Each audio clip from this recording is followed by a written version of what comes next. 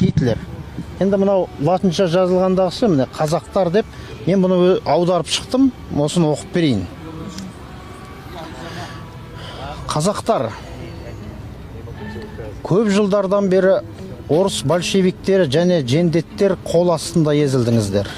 Олар сіздерді ұрды, соқты, тұтқындады, мыңдаған кінәсіздерді Сібірге айдады. Сіздерді зорлықпен колхозға кіргізіп еріксіз құл қылды. Өлім алдындағы большевиктер Сталин қазір де сіздерді қойдай топтап, өздерін сақтап қалмас үшін біздің оққа қарай айдап отыр.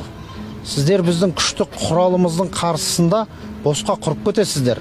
Өткен июль айында сіздер үйлеріңізде едіңіздер, ал қазір Сталиннің диктатурасы үшін сіздерді өлімге фронтқа айдап келді. Сіздерге өш алатын күн туды. Кінәсіз өліп кеткен бауырларыңыз үшін өш алыңыздар. Орыс большевиктер жендеттеріне жәрдем бермеңіздер. Герман елі сіздерге достық қолын созды. Герман әскерлері Еділдің бір қатар белгілі жерлеріне келіп жетті. Герман әскерлері сіздерге қарсы соғыспайды.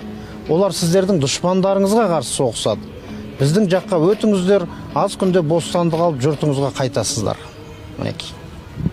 Осылай, мінекей сол Гитлердің 1942 жылға август айында, яғни августымыз тамыз айында жазған хаты осындай үндеу тастап, мінекей, бұны неге жазып отыр? Өткен себебі немістерге бірден бір кедергі болып, ілгері аяқтарын ілгері бастырмай қойған осы бірден бір осы қазақ халқының жауынгерлік рухы болатын турасын айтқан кезде.